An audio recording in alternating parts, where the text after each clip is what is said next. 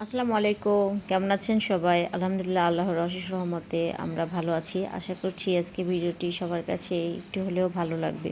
তো অনেকদিন পরই একটা ভিডিও শেয়ার করছি। তো সব কিছু মিলিয়ে ভিডিও দেওয়া হচ্ছিল না, যাই হোক আজকে একটা ভিডিও শেয়ার করছি, দেখতে থাকেন। তো সকালবেলার নাস্তা এটি। তো এখানে একটা ডিম ভেজে নিচ্ছি। এভাবে নরম ডিম খেতে কার কার পছন্দ অবশ্যই কমেন্টে জানাবেন। তো এভাবে আমি খেতাম না, তো বিয়ের পর থেকে এভাবে খেতে কিন্তু পছন্দ করি। তো মানুষ অভ্যাসের দাস, যে কোনো কিছুই দেখতে বা একসঙ্গে থাকতে থাকতে অভ্যাস হয়ে যায়।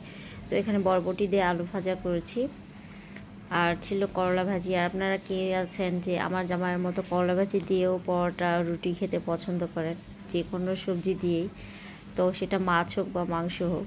আর এখানে পরোটা ভেজে দিয়েছি, তো অবশ্য গোল করে ভেজেছি, টাইম ছিল না এই কারণে। আর এটা হচ্ছে দুপুরের খাবার দাবার।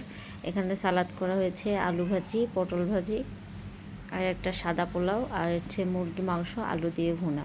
তো এই হচ্ছে দুপুরের খাবার দাবার। তো দুপুরে ভিডিওটা আর করা হয় নাই রান্না বান্নার। তো এখানে বাচ্চারা খাওয়া দাওয়ার পর খেলাধুলা করছিল দুই বোনে, তো সেটা আমি একটু ভিডিও করেছি। তো আমি যদি ভিডিও করি এটা যদি তারা জানতে পারে তাহলে কিন্তু ভিডিও তারা করতে দেবে না। একটু একটু বড় হচ্ছে, আর তারা মানে ফোন দেখলে দূর থেকে চলে যায়। ছোট ছোট বাচ্চাদের নিয়ে যে বাসায় কাজ করা, সব কিছু সামলিয়ে ওঠা যে কতটা কষ্টকর, সেটা অবশ্যই আমার মতো যে আপুদের আছে বেবি, তারা অবশ্যই ভালো করে জানেন। তো বাচ্চাদের স্কুল বাসা সব মিলিয়ে কাজ সেরে ভিডিও দেওয়াটা খুব একটা সম্ভব হয়ে ওঠে না। তো তারপরেও চেষ্টা করি, এটা একটা ভালো লাগার কাজ, অবশ্যই এটা আমি শখের বশে করে থাকি। তো রেগুলার ভিডিও দেওয়ার অবশ্যই চেষ্টা করব।